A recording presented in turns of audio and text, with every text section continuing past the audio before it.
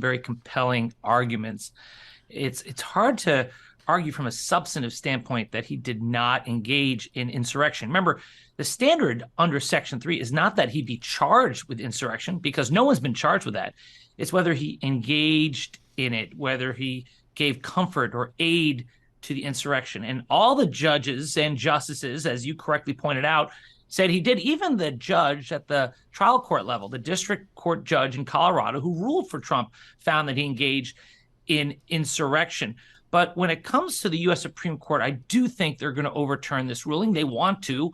The 6-3 conservative majority does not want to bar Trump from the ballot. And I think they're going to focus on procedure, perhaps say that due process was violated, that there needs to be some sort of mechanism set up by Congress, who is empowered under Section 5 to do so, to make sure that each state doesn't go its own way, where individual secretaries of state don't go rogue and target their political enemies. And so I think they're going to punt on the substantive issues. They're not going to touch insurrection, but instead they're going to find a procedural way out of this. I agree. I would fall off my chair if the Supreme Court affirmed the Colorado Supreme Court. So now Trump is going to appeal to the Supreme Court, and I've lost track of how many times he's done that. I take it from your answer that you think that the court is going to take this place. They almost have to take it. Oh, yeah, 100%. And, like the district court gave the Supreme Court a way out if they wanted to say that Section 3 doesn't apply to the president. There's some dispute over that.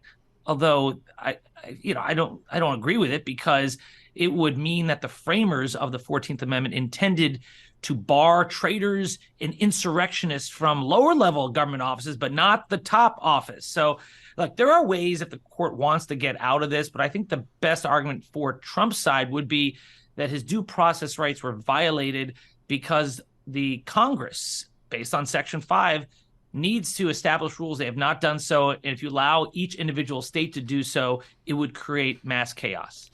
And that was one of the dissents went off on that. They gave a lot of ammunition, I guess, to Trump to appeal this decision. At the same time that Trump will be urging the Supreme Court to take up this Colorado case fast, he's asking them to slow down on the federal election interference case and turn down special counsel Jack Smith's request for them to decide the presidential immunity question right away. What do you think they should do here? I think that the Supreme Court should expedite the matter. They know how serious this is, and they know that Trump's legal strategy has always been to delay matters. And this case was always going to get to the Supreme Court anyway, so why not get involved now? And so I think they will. But Trump doesn't, he reveals his code. He reveals it in his pleadings by saying, hey, don't expedite this. In fact, even on the gag order, he wanted that slowed down. He just wants to push this past the 2024 election so that he could become president again and order his attorney general to drop everything. But Jack Smith's on to him.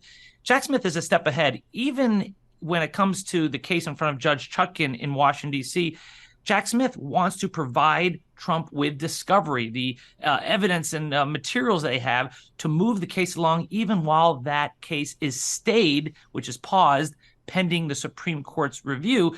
And Trump saying, no, I don't want this information. I don't want this evidence. I want this to be as slow of a process as possible. So, yeah, we all know what this is about, and so does the Supreme Court. Yeah, we do. I mean, delay. And right now, you said, as you mentioned, it's on pause. The judge has put it on pause. But she says she hasn't given up the dates yet. She still has those dates. But does it look less and less like the March 5th date is doable? It's unlikely. I think it goes in the first week of March. I think, though, if it does get postponed, and I think it will, it won't get postponed too much. I think maybe a month, 6 weeks. And it could push up against the May trial in the Southern District of Florida in front of Judge Cannon. But you know what?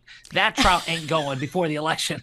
So I think the only criminal trial that I really believe will go to trial before the election against Trump will be the Washington, D.C. case, because that case was built for speed. The other possibility is the New York trial, which is the weakest of the four, the one involving the Stormy Daniels hush money payments. That could also go to trial before the election. But I don't think there's a chance that the other two, the one in Fulton County and the one in front of Judge Cannon in the Southern District of Florida, go anytime soon.